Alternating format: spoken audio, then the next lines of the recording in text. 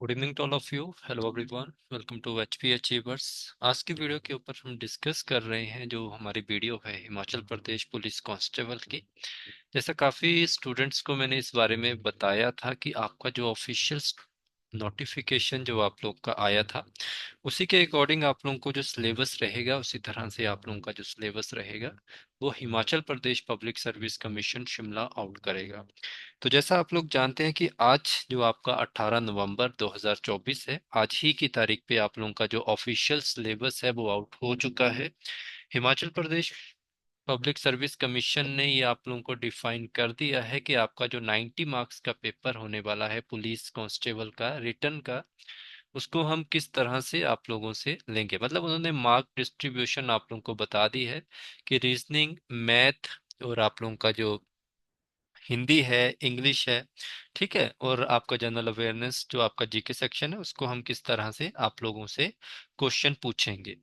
तो first of all अगर हम इस बारे में बात करें तो आपकी जो टोटल पोस्ट हैं वो सभी स्टूडेंट जानते हैं कि 1088 पोस्ट आप लोगों की हैं जो अनाउंस की गई हैं इस बार Himachal Pradesh public service commission. और आपका जो हिमाचल प्रदेश पुलिस कांस्टेबल का जो डिपार्टमेंट है उसने कहा है कि इस बार हम 1088 पोस्ट के ऊपर पुलिस कांस्टेबल की भर्ती करेंगे, ठीक है। तो इसके बाद आप लोगों को ये भी पता है कि इस बार लगभग जो हमें कहा गया है कि 1.36 लाख हमारे पास जो कैंडिडेट हैं इनकी एप्लीकेशन आई है और इनका सबसे पहले हम क्या करेंगे, हम इसका सबसे पहले फिजिकल टेस्ट करवाएंगे, ठीक है। फिजिकल टेस्ट जो आपका ग्राउंड होता है उसके ऊपर बात की जा रही है, तो सबसे पहले वो होगा। उसके बाद 1088 या आप कह सकते हैं कि 1088 जो आप लोगों की पोस्ट होंगी इसमें लगभग ये रेशो जो भी रखेंगे उसके अकॉर्डिंग आप लोगों का रिटर्न एग्जाम होगा। तो बात करें हम रिटर्न एग्जाम के बारे में कि रिटर्न एग्जाम जो हमारा है इसके कुछ डाउट थे कुछ स्टूडेंट के, जो मैंने इनको पहले ही कहा था कि इस बार का जो रिटर्न एग्जाम आप लोगों का होने वाला है उसमें नेगेटिव मार्किंग आप लोगों की आएगी। और फिर से मैं एक चीज आप लोगों को बताना चाहूंगा, इस बार का जो भी स्टूडेंट इस एग्जाम को क्वालिफाई करेगा वो नेगेटिव मार्किंग पे जिसका हाथ अच्छा होगा, कहने का मतलब जिसकी अंडरस्टैंडिंग अच्छी होगी कि मुझे नेगेटिव मार्किंग को किस तरह से एबॉलिश करना है या उसको हैंडल करना है, वो सबसे आगे रह जाएगा, ठीक है। तो इस चीज को ध्यान रखना क्योंकि एचपीपीएससी जो आप लोगों के Himachal Pradesh public service commission है, जिसको आप लोग जानते हैं कि ये क्लास 1 और क्लास 1 और क्लास 2 का मतलब ये रहता है कि मैं आपको सिंपल शब्दों में बता दूं, जो ऑफिसर रैंक के आप लोगों के एग्जाम होते हैं क्लास 1 में, जैसे आप लोगों के हिमाचल प्रदेश एडमिनिस्ट्रेशन सर्विस जो आपका एचएएस का एग्जाम होता है इस तरह के एग्जाम। फिर आपका नायब तहसीलदार, तो आप समझ गए होंगे कि ये कौन से एग्जाम, कि जिन एग्जाम में इंटरव्यू करवाया जाता है, कि जिनमें इंटरव्यू भी कंडक्ट होता है, उन्हीं एग्जाम को Himachal Pradesh public service commission mostly हमारा लेता था। बट जैसा आप लोग जानते हैं कि लास्ट 2022 से जब से हमारी सरकार हिमाचल प्रदेश में बदली है, तब से हमारा जो हिमाचल प्रदेश का जो पब्लिक सर्विस कमीशन जो आप लोगों का आता था, हमीरपुर बोर्ड जो आपका H P R C A बन चुका है, जो H P S S C होता था किसी समय, वो H P R C A बन चुका है। तो उसकी क्लास 3 की जितनी भी भर्ती आप लोगों की हुई है वो आपका total Himachal Pradesh public service commission ने ली है। तो मैं आप लोगों को फिर से बताना चाहूंगा कि जो आपका हिमाचल प्रदेश पुलिस भर्ती है इसमें जो पुलिस कांस्टेबल का एग्जाम आता है वो भी क्लास 3 के अंतर्गत आता है।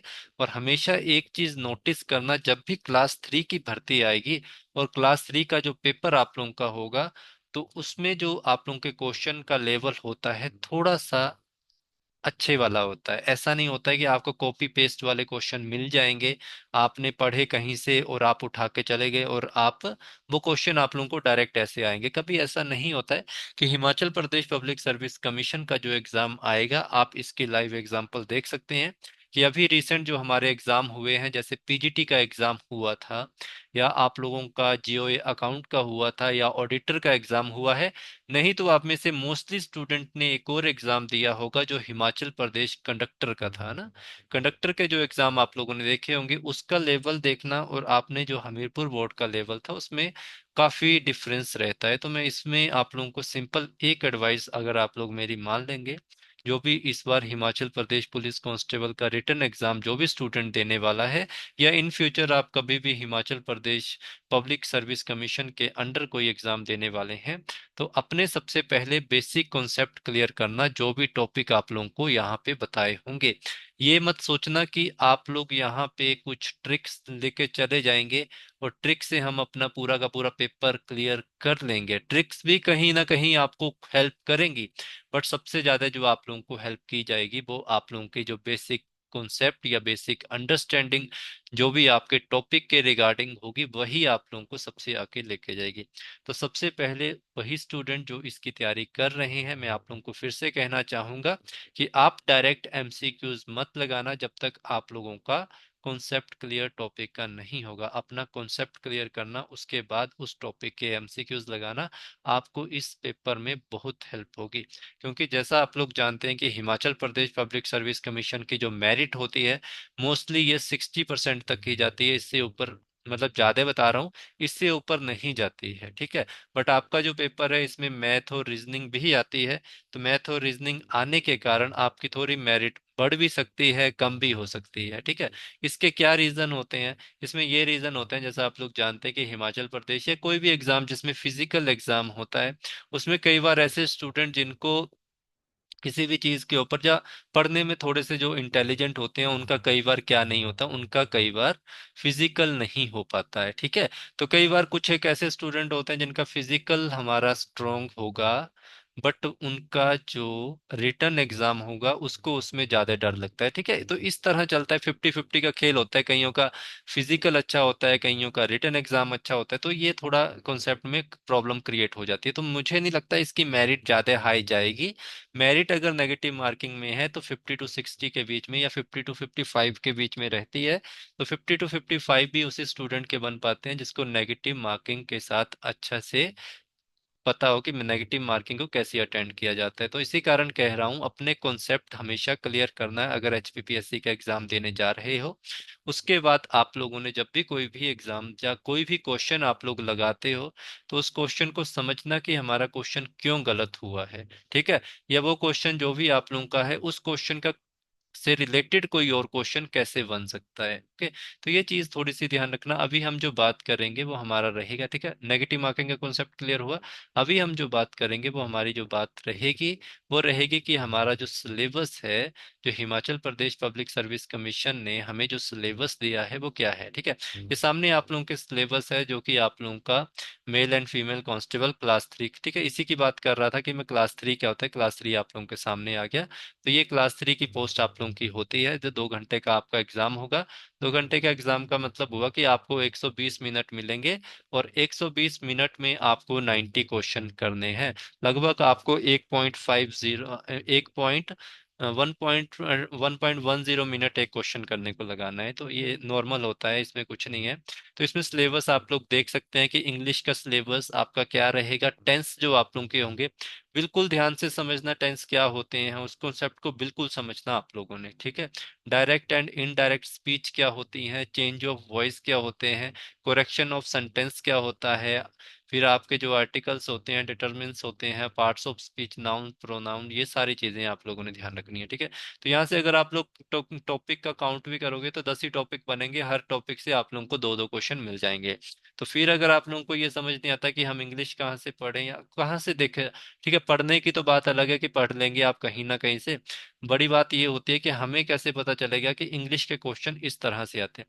आप लोगों ने कुछ नहीं करना होता है। Himachal Pradesh public service commission के अंतर्गत अभी पीजीटी के एग्जाम हुए हैं, जीओ अकाउंट का पेपर हुआ है, ऑडिटर का हुआ है, आपके कंडक्टर का होता हुआ है एग्जाम। जैसे पीजीटी का फर्स्ट पेपर जो आपका है, जियो अकाउंट का फर्स्ट पेपर, ऑडिटर का जो फर्स्ट पेपर है, उनको देख लेना। आपके काफी कॉन्सेप्ट क्लियर हो जाएंगे जो मैं आपसे कह रहा हूँ, ठीक है।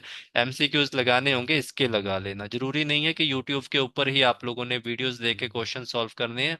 आप गूगल के ऊपर भी पीजीटी के पेपर सर्च करोगे तो कहीं ना कहीं से मिलेंगे। फिर से कह रहा हूँ कि अपनी प्रैक्टिस ज्यादा रखना। यूट्यूब पे अगर आप लोगों को कोई टॉपिक वाइज पढ़ा रहा है, डिटेल सिलेबस आप लोगों को करवा रहा है, तब उसके ऊपर जाना आप लोगों ने। अदरवाइज डायरेक्ट एमसीक्यूज करने बैठोगे तो आप लोगों को थोड़ी प्रॉब्लम क्रिएट होगी, ठीक है। इस चीज का ध्यान रखना। सेकंड टॉपिक जो आप लोगों का है वो हिंदी का रहेगा। हिंदी जो आप लोगों की है, स्वर व्यंजन, पर्यायवाची शब्द, विलोम अर्थी शब्द आप लोगों के एकार्थी, अनेकार्थी, संज्ञा, सर्वनाम, विशेषण, क्रिया, अव्यय, मुहावरे, लोकांतियां। ये बहुत है, इसमें आप लोगों के 20 में से 18-17 क्वेश्चन बड़े आराम से ठीक हो जाते हैं। और जो मैंने ऊपर इंग्लिश बताया इसमें भी ठीक हो जाएंगे क्वेश्चन। क्यों होते हैं?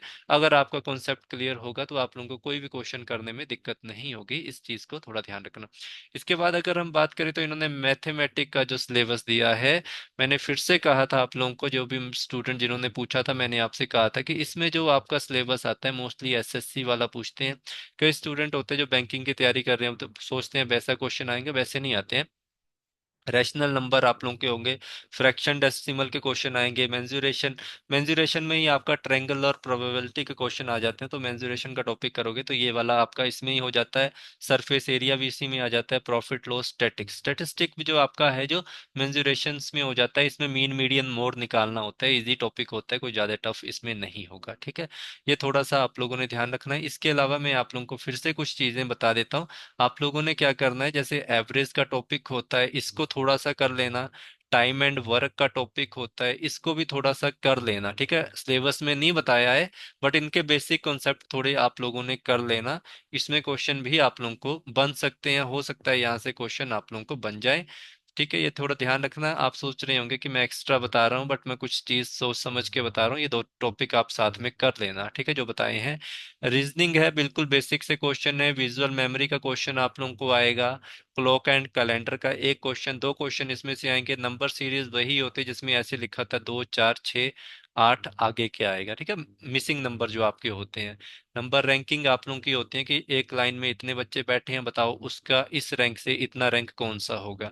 अरे अच्छा, नंबर रैंकिंग में एक और चीज याद रखना, इसमें हो सकता है आपको सर्कल का क्वेश्चन भी आ जाए। वो 2-3 क्वेश्चन आ सकते हैं ऐसे भी, तो इसको भी थोड़ा कर लेना। अरिथमेटिकल रीजनिंग आप लोगों की होती है जिसमें आप लोगों के नॉर्मल टॉपिक इन्होंने डायरेक्ट ही बता दिए हैं। ठीक है, अल्फाबेट सीरीज होती है, A, A, B, ऐसे वाले जो टॉपिक वाले हैं ना। क्यूब एंड डाइस के क्यूब को फेंका तो उस तरफ कितने आएंगे, प्रोबेबिलिटी का क्वेश्चन होता है। नॉन वर्बल सीरीज आप लोगों की होती है कि बीच में से कुछ भी पूछ लिया आपसे। एनालॉगी के क्वेश्चन होते हैं, ब्लड रिलेशन, बिल्कुल बेसिक से क्वेश्चन आप लोगों के हैं, ज्यादा टफ नहीं है। फिर से कह रहा हूँ, टॉपिक में कॉन्सेप्ट क्लियर करना। फिर से देखिए, जो जीके का सिलेबस है, मैं आप लोगों से कह भी रहा था, जितने भी स्टूडेंट मेरे से पूछ रहे थे मैं आपसे कह रहा था कि जीके आप लोगों को हो सकता है कि जैसे हिस्ट्री होगी, आपकी पॉलिटी होगी, या आपकी इकोनॉमी होगी, या आप लोगों का साइंस होगी, इसके क्वेश्चन कम आएंगे आपको। वो डायरेक्ट टॉपिक दे देगा तो आप टॉपिक पहले पढ़ना। इंटरनेशनल एंड नेशनल ऑर्गेनाइजेशंस जो आप लोगों की होती हैं, जैसे सार्क हो गया, आसियान हो गया, वर्ल्ड बैंक हो गया, नाबार्ड आपका हो गया, फिर आपके जैसे आरबीआई हो गया। ठीक है, इनके ऊपर क्वेश्चन आप लोगों को आ जाते हैं कि ये इनके बारे में बताओ, इनके हेड कौन है, कब एस्टेब्लिश हुए, इनके थीम्स क्या हैं, ऐसे ध्यान रखना। बुक्स एंड ऑथर, देखो बुक्स एंड ऑथर में तो कुछ भी पूछ सकता है आपको। यहाँ पे थोड़े आप लोगों को अपना माइंड यूज करना पड़ेगा कि मुझे कौन से क्वेश्चन छोड़ने हैं, कौन से पढ़ने हैं। फिर से मैं कह रहा हूँ आपको, ये ज्यादा क्वेश्चन जैसे दिख रहे हैं बुक्स एंड ऑथर, कौन सा क्वेश्चन आ सकता है इसमें हम नहीं गेस कर सकते हैं। साइंस इन्वेंशन एंड डिस्कवरीज वही है कि टीवी का आविष्कार किसने किया। फिर वल्लभ के ऊपर क्वेश्चन। ठीक है, ऐसे अलग अलग चीजें, कोई डिसीजेज है उसके ऊपर किसी ने कोई एंटीबायोटिक बनाई उसके ऊपर क्वेश्चन। ठीक है, कंट्री एंड कैपिटल आप लोगों को पता है, कंट्री एंड कैपिटल आज के टाइम में ईरान इराक चल रहा है, हमास चल रहा है आप लोगों का, रशिया चल रहा है, अमेरिका जो आप लोगों का है। ठीक है, इनकी कंट्री कैपिटल ये क्यों है, क्योंकि ये आपकी सारी जो है वो किसके ऊपर आ रहे हैं, ये आपके न्यूज में है, इनके ऊपर क्वेश्चन डायरेक्ट आता है। करंट अफेयर नेशनल, यार सिंपल सी बात बताऊंगा आप लोगों को, एक चीज ध्यान रखना, लास्ट के 6 मंथ के करंट अफेयर देखना। करंट अफेयर बिल्कुल बेसिक देखना, ऐसे नहीं कि टफ वाले देखना, नॉर्मल। अगर कोई प्राइज मिला है इसके ऊपर क्वेश्चन देख लेना आप लोगों ने। रिसेंट 6 मंथ का कोई भी आप लोगों का, जैसे कोई स्पोर्ट्स हुआ है, कोई मीट हुआ है, कोई अवार्ड आप लोगों के हुए हैं। ठीक है, कोई आप कोई आपका प्रधानमंत्री या कोई प्रेसिडेंट बना है, इस तरह के क्वेश्चन आप लोगों को ध्यान रखने पड़ेंगे। डिटेल में मत ज्यादा जाना कि आप लोगों के जैसे कंपनीज का कोई सीईओ बनाया है, हाँ कोई फीमेल आप लोगों की फर्स्ट फीमेल या कोई बुकर अवार्ड वगैरह आप लोगों को मिलते हैं, वो वाले आप लोगों ने देख लेना। यही देखना, लास्ट 6 मंथ की कोई मैगजीन मिलती है डेली के 5-5 अभी आप लोगों का पेपर हो सकता है कब होगा, तो उस हिसाब से इसको थोड़ा आप डेली पढ़ना शुरू कर दो, कहीं से भी पढ़ते हैं। इंपॉर्टेंट डेज आप लोगों के रिसेंट 6 मंथ के ही पूछेगा। एब्रीविएशंस आप लोगों की, जो मैंने आप लोगों को बताया था कि पीएम का मतलब प्राइम मिनिस्टर, सीएम का मतलब चीफ मिनिस्टर, एलटीडी का मतलब लिमिटेड, ऐसे जो एब्रीविएशन नॉर्मल बेसिक होती हैं। इंपॉर्टेंट अवार्ड्स एंड ऑनर्स, ठीक है, कि अर्जुन अवार्ड किसके उसमें दिया जाता है, मेजर ध्यानचंद अवार्ड जो आप लोगों के होते हैं, ऐसे वाले ध्यान रखना थोड़ा। स्पोर्ट्स के ऊपर क्वेश्चन ये पूछ लेता है कि आप लोगों का जैसे वॉलीबॉल है, आप उनका इसमें कितने प्लेयर्स होते हैं, ऐसे ऐसे क्वेश्चन, या इनके अवार्ड के ऊपर क्वेश्चन आता है। Geography and culture of Himachal Pradesh, ये तो आप लोगों को पता है कि हमारे जितने भी लेक्स हैं, हमारी जितनी भी रिवर्स हैं, हमारे जितने भी माउंटेन्स हैं, पीक हैं, पास हैं, ये सारी चीजें आप लोगों को ध्यान रखनी पड़ेंगी, इनके ऊपर क्वेश्चन आएगा। कल्चर ऑफ हिमाचल प्रदेश, आप लोगों ने mostly Lahaul Spiti, Chamba Kinnaur,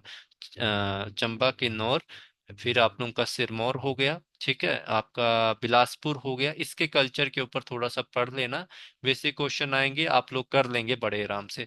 policies, programme and scheme of government, Ladli Behan Yojana आपकी होगी, पीएम श्रम कार्ड योजना होगी आपकी। डिफरेंट डिफरेंट जितनी भी गवर्नमेंट के द्वारा पॉलिसीज बनाई गई हैं उनके ऊपर क्वेश्चन आप लोगों के, जनधन खाता हो गया, ऐसे क्वेश्चन आप लोगों को आएंगे। हम इनके ऊपर, मैं कोशिश करूंगा आप लोगों को जितना भी ये डिटेल सिलेबस है, इनके प्रैक्टिस सेट आप लोगों को यूट्यूब के ऊपर करवाऊं। और फिर कहना चाहूंगा, जो प्रैक्टिस सेट मैं करवाऊंगा उनसे क्वेश्चन पक्का आएंगे, मैं कॉन्सेप्ट क्लियर करवा दूंगा आप लोगों के, ठीक है। तो इसके ऊपर मैं जल्दी कुछ ना कुछ आप लोगों के लिए बनाऊंगा या कुछ भी लॉन्च करूंगा, तो आप उसको यूट्यूब के ऊपर देख लेना, आपको 100% बेनिफिट मिलेगा Himachal Pradesh public service commission के एग्जाम के ऊपर, ठीक है। किसी भी स्टूडेंट का कोई भी डाउट होगा, मेरा व्हाट्सएप नंबर आप सबके पास है, 8350 94717 ठीक है, 7171, ये ध्यान रखना, ये मेरा नंबर है, 8350 94717 ये मेरा नंबर है, ठीक है। इसके ऊपर आप व्हाट्सएप पे मैसेज कर देना, कोई डाउट आप लोगों का आएगा किसी भी टॉपिक के regarding. Thank you so much, मिलेंगे आपसे।